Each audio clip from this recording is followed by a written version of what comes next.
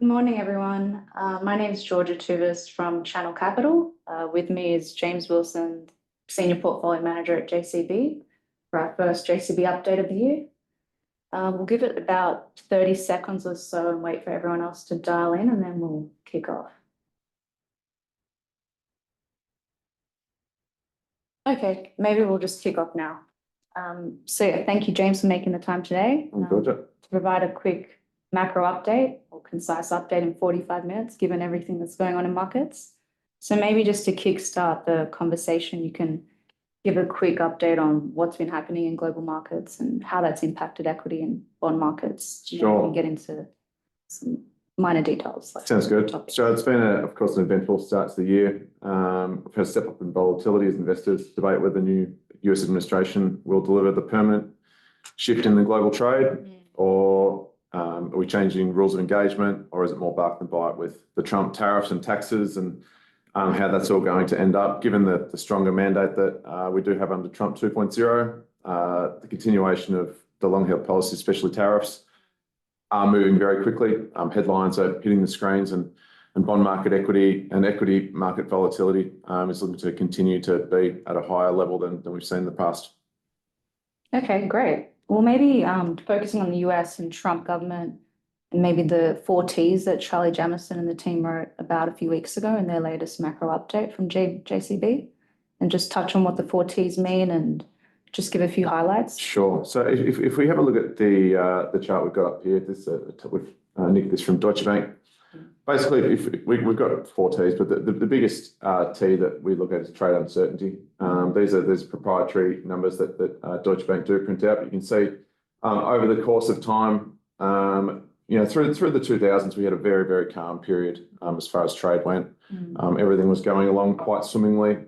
Since the Trump election in 2016, it spiked up, and then the 24 election, it's gone even further, and it's really gained the headlines. So this year we've had to think about what we're expecting from 2025 year ahead, and we've got the 4 Ts. So that is Trump, which is of course the obvious one. Tariffs, tweaks. So what that means for global interest rate policy, and then the Treasury. So we're talking about the U.S. Treasury mainly here, and the cuts that they're going to make to try and get the books back into balance. Yeah, right. Did you want to maybe elaborate on the Treasury point and the new U.S. Treasury Secretary Scott Bessent and his 333 policy and his aim of lowering the 10-year Treasury yield? So Scott Bessent, when the Trump campaign was going on, he came forward and said he wanted to put through the 3 threes. That is looking at 3% real growth, 3% cut to the deficit as a percentage of GDP, and 3 million barrels of oil pumped out, which is going to reduce the cost of energy and then be deflationary. One thing that they have been looking at, if we look at this chart here and where we came into at the election time, so up around that 4.75 to 5% in the last few years has been the sort of top out level where equity markets do start to get rattled a little bit. So his focus has been, and he's explicitly said that he wants the 10-year yield to be lower. So what does that mean, and how's he going to do it? Well, first of all is the DOGE, so the Department of Government Expenditure.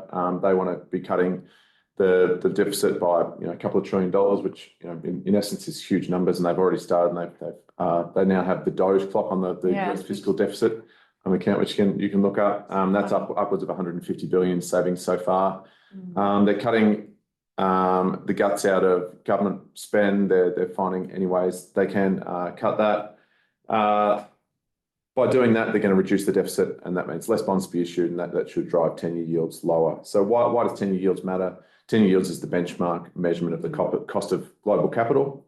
So it's where the borrowing rates are taken for loans, for corporates, for capex funding, discounted cash flows, all sorts of things. So if they can get that lower, then it's going to hopefully drive the US growth harder.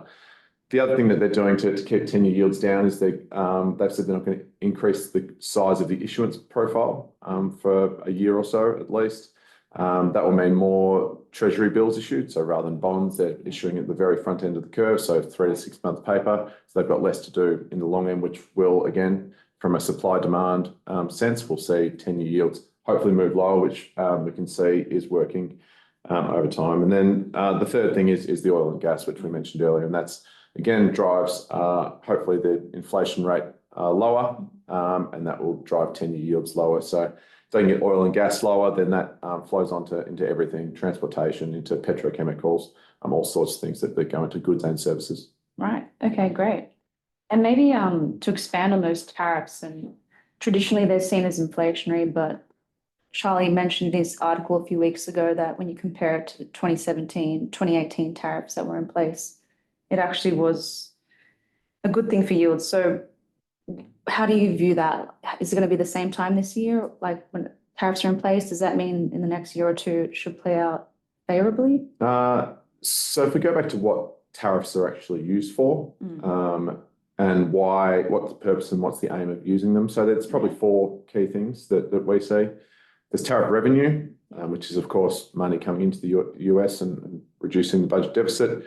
There's national security. So Trump used this quite aggressively against Mexico and Canada for the importation of drugs, but also the importation of people. So he was putting up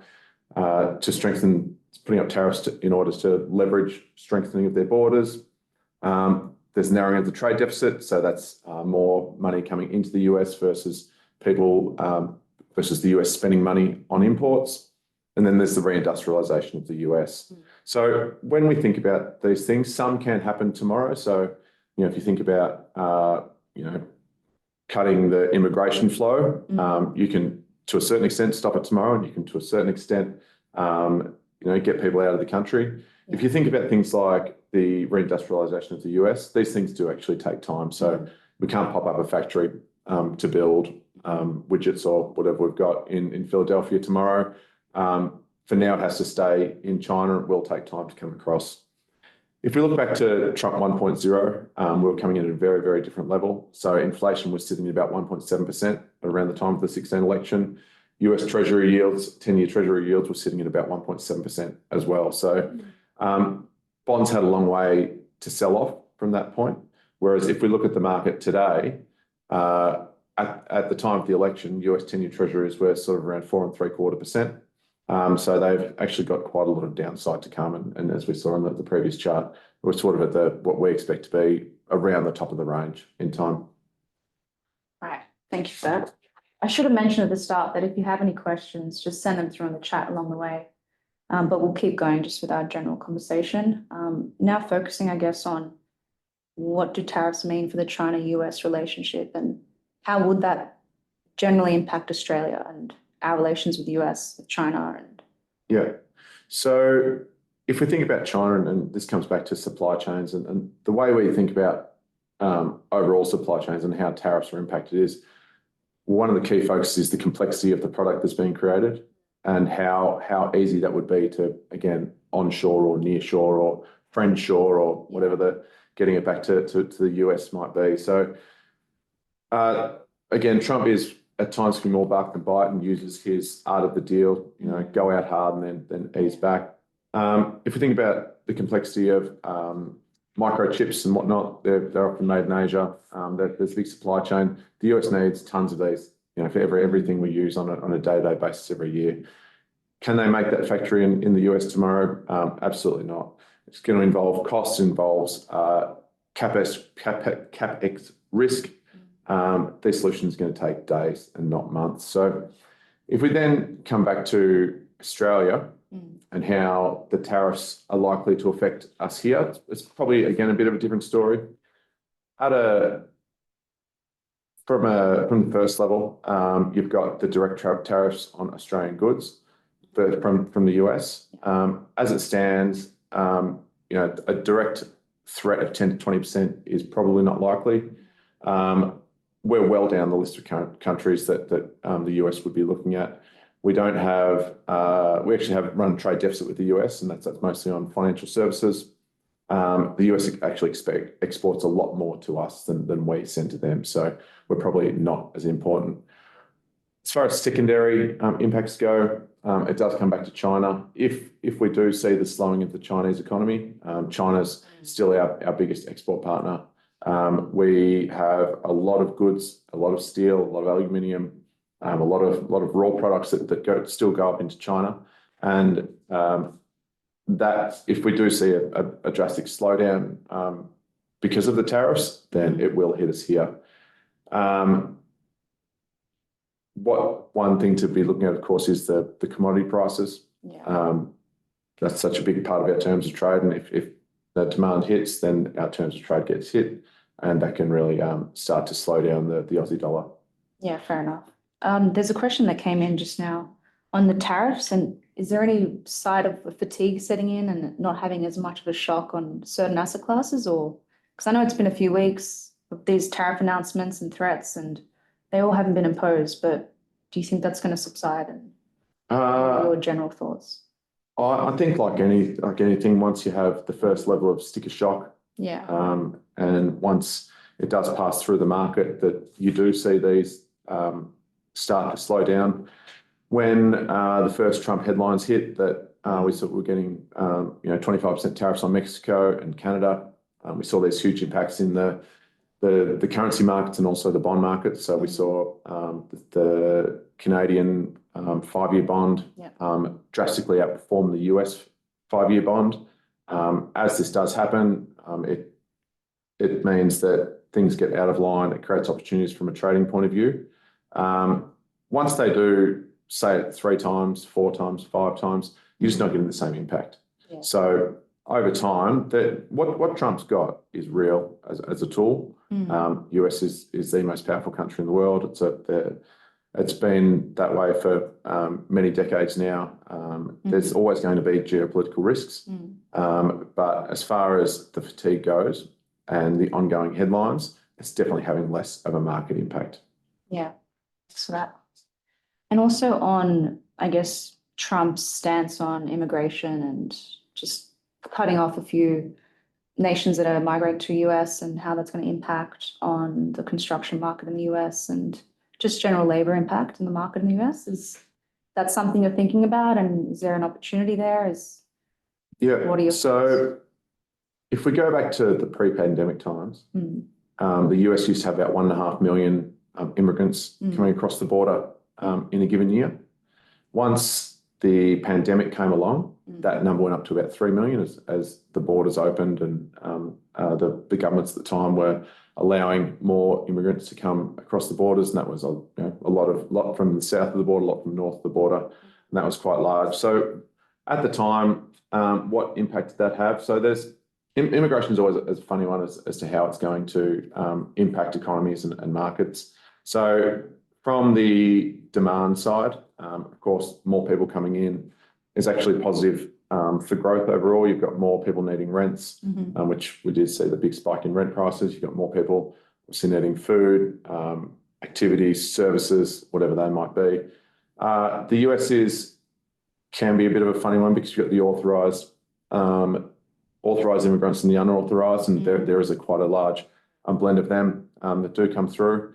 So, but what the large influx of people does also mean is you've got more workers and you've got a larger workforce, which actually keeps inflation and wages lower than they might have been otherwise. Reading a bit of research from Morgan Stanley, their projections are that the immigration numbers will drop to 1 million next year, and then about 500,000 the following year. Right. So what does that mean? It means that it's probably going to be a hit to growth, and it's probably going to be at the crux of it a little bit inflationary based on the wages and the inflation number. So the big question is, and this sort of comes back to the whole view of the world and how DOGE works and how immigration works and how tariffs work. What's actually going to happen to the economy over there? Well, we actually see it being a negative growth story, which in turn will, like at the headline and the bond market saw this at the start, there's a big expectation that we'd see animal spirits, we'd see higher inflation because of all the spending, we'd see equities rise, we'd see bond yields rise, and of course a stronger dollar. Since we've seen that, since the inauguration, so on the 20th of January this year, we've actually seen the 9th of January, we've actually seen the US equity market is lower on the year. Bond markets have rallied. Yields are lower. The US dollar is also lower, so we've seen strength in other currencies. So the euro US dollar is higher. China's currency is higher against the US dollar. A lot of it was positioning coming in, and this comes back to the earlier point about Trump 1 versus Trump 1.0 versus 2.0, is we've actually come in at very different levels, and everything at 1.0 was a surprise. Trump was, a huge shock to get at the time. Of course, the betting markets, had narrowed by the time it was November 2016. But this time, once he actually got in front, the markets got ahead of themselves and really pushed in one direction. And since that, we've seen these consensus trades get squeezed. We've seen bond curves actually flatten. So why they're flattening it? Because although the front end might stay a bit sticky, inflation might stay a bit sticky, the growth story is starting to get a bigger read. You've got a lot of the softer data. The second tier data, so things like the surveys, your ISM, your PMIs, they're showing weakness. Some of the harder data, so that's your inflation numbers and your jobs numbers, they're still staying strong. But as lead indicators, that the soft data does often lead the harder data, and so in time the market is seeing that the potential of a slower growth economy is a real one. Okay, great. So just doing a lot of reading, I guess, lately, and there's still fears that the US unemployment rate will rise to pre-COVID or COVID levels. So you think off the back of impacts on the labour market and migration policies, that won't be the case? Or is that a bit of an over-exaggeration? So if we go to direct impacts of what's happened with DOGE so far, if you go to Washington, which is where the government jobs are often based. So we've seen a few 100,000 jobs cut already. We've seen the jobless claims in that area spike. We've seen housing prices already start to tip over the edge. Is that a story of the whole economy, or is it just quite Washington focused? It's probably a bit of both. They definitely do want to cut the spend, and that when you do cut a job in the US government, often there's 2 or 3 contractors down the line that will also be affected. So it will spread the load across. Is it enough to really hurt the jobs number? By itself, probably not, because you're talking 300,000 jobs, as I said, but that can be, if you look at the last few reads, it's 1 to 2 months of gain. So as far as a massive outsized impact, it's probably not there yet, but it is the butterfly effect where it does hit other sectors as time goes on. Okay, great. And maybe tying that into the use of AI and, being a good impact on the labour market, and companies like Alibaba deploying 53 billion in AI infrastructure assets like data centers over the next few years. What do you think will be the impact on the labour market in the US in terms of AI and incorporating that more into the labour market? So I think AI is obviously a huge thematic for the market to deal with at the moment.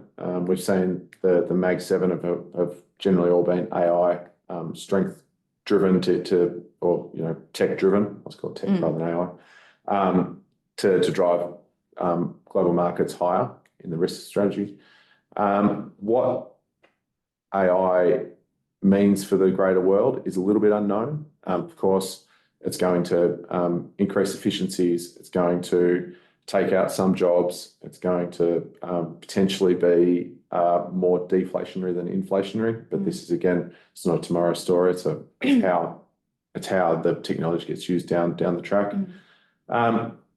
If we think about then what's happened in China with, for example, DeepSeek, and they're doing AI versus ChatGPT at a much cheaper rate, and just as efficient. And I'm not an AI user specialist, but from what I understand is a just as good quality product. Then that actually probably at the margin does hurt the American tech sector, and we saw that with the way that the stocks did fall once that news hit the market back in January. So what does it mean for the global job market? People will adapt. Yeah. People will get through. New jobs will be created. New training. New university courses. New ways of doing things. And overall, it will take out some jobs, but other jobs will benefit as well. Yeah, fair enough. Maybe also focusing on inflation and the persistent inflation. I know there's a slide in the presentation pack, which we'll send around after. I think it's slide 5 or 6. Just about how the US Fed's planning on moderating that, given they've started cutting rates, obviously, but it's still quite persistent, and maybe touching on that and the latest CPI results in the US. Yes, sure. So, of course, the inflation, back in 2022, we don't even talk about that part anymore. Was way out of control. The US got towards 10%. Australia got to about 7.8%. Europe was in the sevens as well. UK, if you can see on the October, we're still up in the mid sixes. So it's come a long way back towards where governments needed to be. Most governments and most central banks, want to be somewhere around 2 to 3 as a target. Most of the economies are getting back towards that band. The US at the last print is showing signs of getting a little bit hot on the inflation side. So we've got a 3% as a headline, which is pushing a few boundaries. So what's that mean for central banks going forward? It means that the US, having cut 100 basis points from extremely restrictive levels, so they were up at 5.25, back at 4.25. That means that for now that they can sit for a little while and just watch for the data flow as it does come through. The last thing they want to do is reignite inflation again and see that, and then potentially have to hike rates again. So one of our, as I mentioned at the start, one of our major themes is tweaks. The way the economy is going, the way bond yields are going, and depending on how the cuts to government expenditure do happen, and how DOGE does, if DOGE is successful and can remove a couple of $1 trillion from the budget deficit, and it can get oil and gas down, which these are all big ifs, and keep growth at the real growth at their 3% level, then there's potential that we can continue to tweak rates lower a bit. Do we see a big collapse in these? Well, it's probably going to be something external that's going to cause a big ratchet lower in Fed funds right now. So what does that mean for bond yields? It means that, are we going from, because we're currently around, 4.25 to 4.5 range at the moment, back from the highs at 4.75. Doesn't mean we can trade to 2% in a hurry. Well, probably not. Does it mean we can get to 3%? Probably not. So for the next year, we see 10-year Treasury yields somewhere between 4.75 and 3.75 as a range. You're still at a point though where holding Treasuries or Australian government bonds or whatever the sovereign will be a good hedge in the case that something does go wrong, and the growth decay that would be seen from a successful DOGE will mean that Treasuries do perform. So what's actually driving the US inflation at the moment? So we had transportation services was on the high side.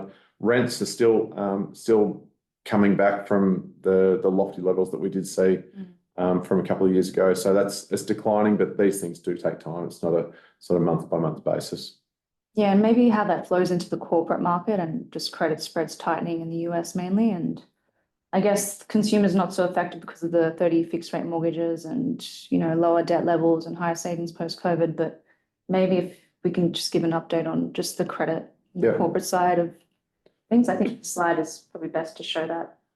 Yeah, it's quite amazing, really. We've gone through a period where, of course, you can see 2020, where the COVID period, it got excessively high, and corporates had to issue at that point, and the world was going to end. And since then, there's just been this constant grind down, and corporates have handled the higher rates very well.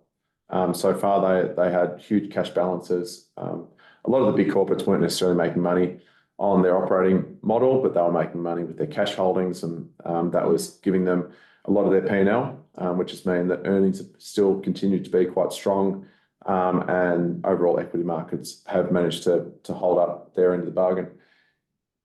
If we now look at where credit spreads are today, there's no doubt they're tight. Once we get to these tights, we're back to GFC tights. Doesn't mean, again, they're going to blow up tomorrow, but corporates do put a lot of leverage into the market at this point. Why are people buying corporates? Well, again, the earnings are okay. They're also coming back at high and attractive yields. So if you're looking at owning an Apple bond or whatever it might be versus a sovereign bond, you know that there is a level of scarcity, but you're also getting at quite a high yield. And so I can see why the top level credits can stay fairly supported. But then if we do get this big drop in growth, if we do get the big downturn, then it's going to be the credit spreads that can start to widen, especially with the rollover risk. So the corporates are now having to roll over their short-term debt, especially at significantly higher levels than what they had 2 or 3 years ago. The good corporates, without a doubt, would have termed out their debt a long way back in 2021, for example, when 10-year treasuries had a one handle on them. But over time, this rollover risk becomes quite real. So you're getting your 3-year paper that was issued a few years ago and your 5-year paper, and it's getting expensive to be able to maintain margins at a corporate level. So you think the rolling over of those corporate debt, just refinancing in the next few years, will cause spreads to widen again, is basically what you're saying? I think it has to. Yeah, at some point, like there just can't be a level with the amount of reissuance that has to happen, and it's a structural rollover. Then the businesses and the corporates still need this funding, and it's got to a level where it's getting much more appealing to own a sovereign debt at that spread, rather than take the extra risk to get the credit. Right. Okay. And maybe just wrapping up on global before we get into an Australian outlook and update, and also just touch on the RBA cut last week. Are there any thoughts that you and the team have on any ceasefire agreements in Russia with Ukraine and vice versa, and maybe how that would impact the market overall, just if things were to end? And yeah, well, this is another one of Trump's big politics, isn't it? And geopolitics is often the fascinating thing. So there's big talks going on as we speak over in Saudi Arabia. They're trying to get this peace deal through. Trump does things the way Trump does, and that's getting a bit different. So he's on the phone to Putin, and he's causing headlines with Zelensky, and it gets to a level where it feels like the ceasefire is quite near. What's going to happen? There's going to be things that both sides have to give up. I think I'm no expert, but Ukraine's going to lose some land. The U.S. is going to want some reparations. Trump does talk big and gets deals done. So what's it mean? It means that it's probably better if we think back to 3 years ago and what the Russia-Ukraine outcome was when they invaded. It was actually three years ago, almost to the day.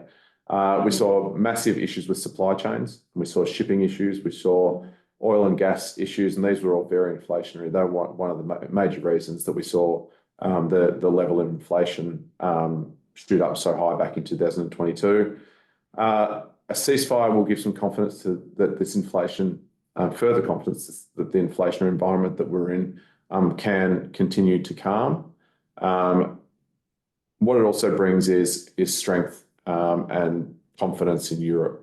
So what you're saying is less funds being funneled into the war by the US, but you're also hopefully seeing less funds being spent by the European nations surrounding. One thing that, on the other hand of that, is the US is saying that they want to step back and not pay for the safe travel effectively of the global waterways, and I think that's going to cost Europe a bit of money. So we're seeing that European bond yields are starting to underperform US bond yields a little bit as potential large spending is required by the European nations.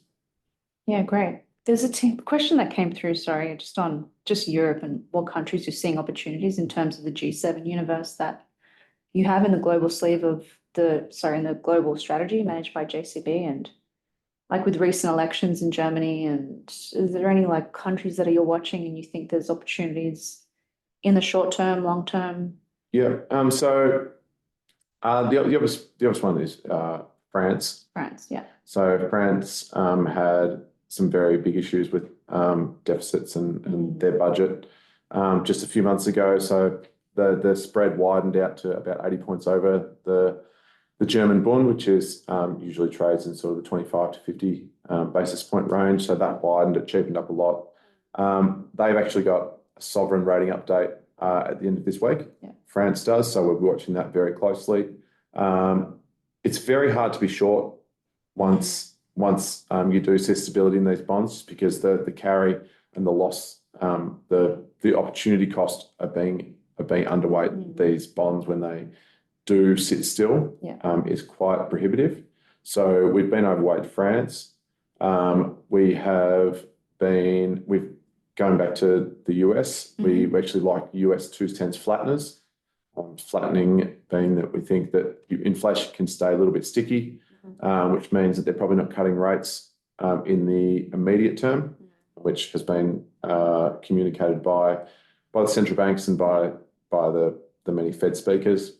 But if there is the explicit aim to get the 10-year yields lower, then that should support longer end bonds. So we think that the 10-year part of the curve can outperform the 2-year part. Elsewhere, coming out of the election, there's big potential spending going to come from the German government. And so what we've seen in the last little while is the tightening of that US versus Europe spread. So the better trade there is to be owning we like US 10-year bonds, is to be owning the 10-year on a spread to Germany, because the German 10-year yield has actually rallied a long way, and it's been the safe haven, and that spreads about 200 basis points. So that's probably got a bit of room for now the US to outperform. Great. And maybe just switching the focus to the RBA and the recent cut, what are JCB and your initial thoughts on the cut? Do you think we cut too soon, like some people think the US did, even though, inflation's tempering there? And just general outlook, I guess, for the next 6 to 12 months, and what our rate cutting cycle would look like, if it's going to be similar to the Fed or. Yeah. So I think when you think about the Australian profile, let's go back a spot to slide. So we're the blue line there. We of course didn't hike as far. We were very cautious we probably got one extra rate hike back in late 23, which was just the one that put us right to the edge. We've obviously got the different transmission mechanism, which many people have spoken about.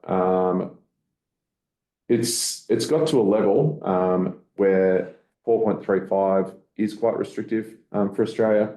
If you look at the real cash rates, which is that table on the right hand side there, and you got the CPI versus cash rate, so that 1.7% is just the difference, and it gives a high level view of how restrictive Australia is. We still are the most restrictive as far as our cash rate versus the CPI rate. So it's just the headline CPI rate.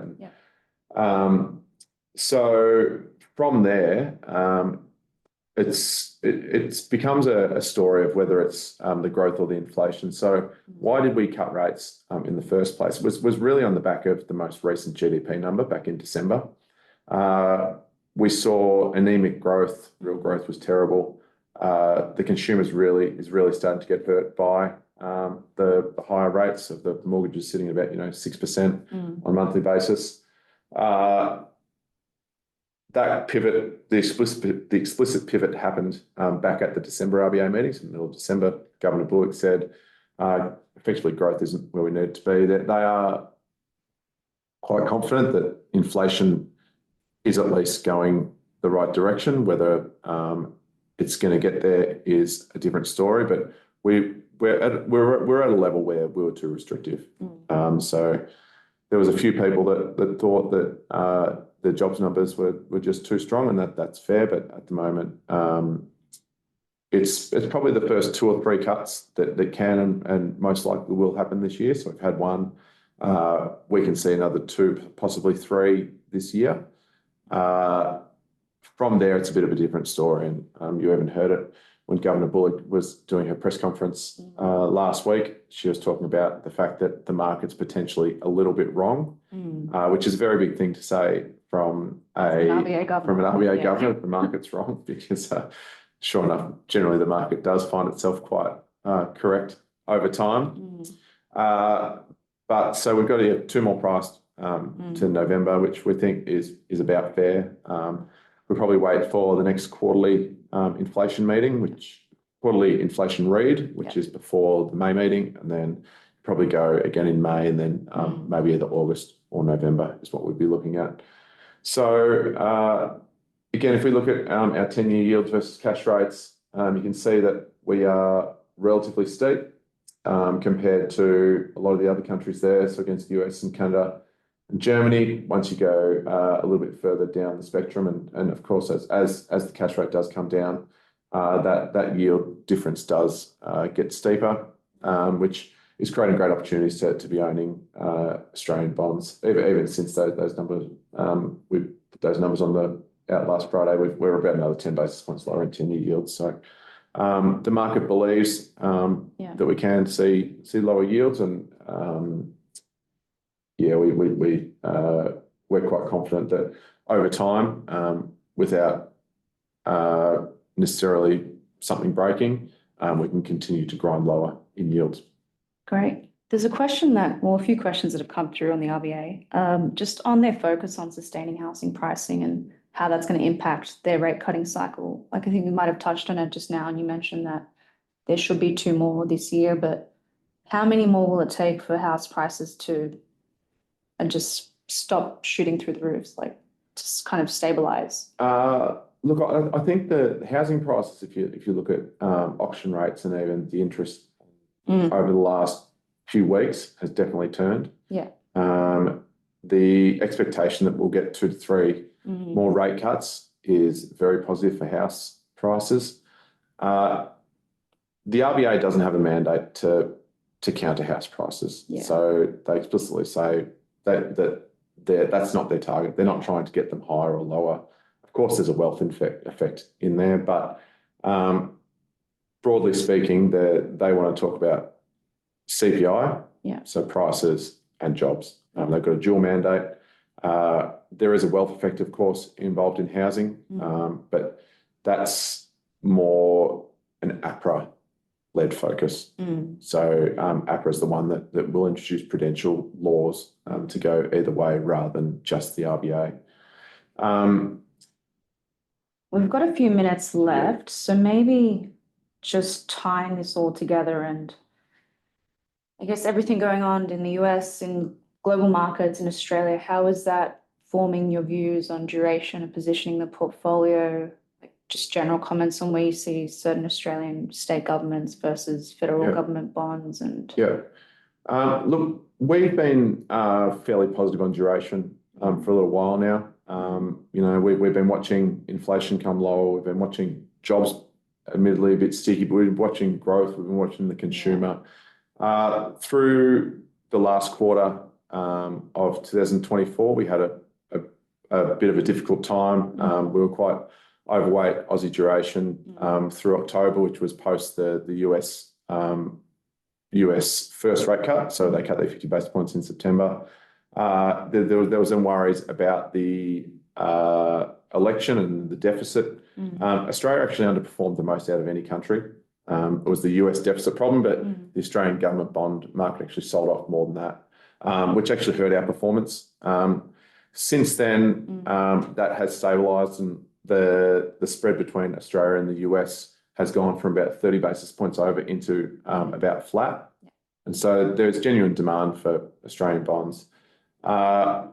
We really like owning the mid curve. So that is your 5 year, 3 to 5 year part of the curve. It won't be as affected by the tariff news. It won't be as affected by global inflation. It gives a really, really attractive carry and roll profile. So one of the ways we really like expressing that is through semi-government bonds. So that is your Treasury Corporation of Victoria. Although the Victorian budget has its own issues, the price has been reset to a very attractive level. The way we look at it is it's an issuer that will implicitly or explicitly always be backed by the government. So while you're getting an extra 60 to 70 basis points over the government bond, we really like owning the Treasury Corp of Victoria, or even Queensland, which has had its own budgetary woes and has had the big reset towards higher yields, and increased cost of borrowing for the state. But we try and look at opportunities, and that's been a great opportunity recently. And not to poke the bear, since I'm from Sydney, but any views on possible downgrade to Vic state bonds? I know they were downgraded a few years ago post-COVID. Yeah, that's right. Do you think that's likely, or surely not? Probably not. Yeah. Like a lot of it is look, there's an election coming up in the next 18 months or so. The government will need to step up and prove its creditworthiness. There are some projects that are costing too much, and there are blowouts, which is like in every government. I guess the question is, will a credit downgrade affect the yields of the bonds? And that's the way we look at it, because we always think about what's happening, what's in the price, and what are we going to do about it? Well, if there is a downgrade, that's one thing. But will there still be demand for that bond? Then we think that that's likely yes in the current world. The size of the state borrowing programs actually means that you've got much larger limits for these big offshore holders. So it's actually strangely enough, the bigger issuance is bringing more buyers. And so there's more support for these bonds at the right level. So what would a one-notch downgrade do to TCVs? It might be worth 5 basis points or 10 basis points wider, but we think that probably gets consumed. Great. Well, I think we're just out of time, but thank you everyone for dialing in and for making the time in your busy morning to hear the update from JCB and from James Wilson's mainly. If you have any questions, and if we didn't get through any questions on the webinar, we'll be in touch, but feel free to send any follow-up questions to your Channel Capital contact. We'll be sending a recording out as well, just so people can hear the live recording as well after, if they have time. And yeah, thank you everyone for making the time today. Thank you.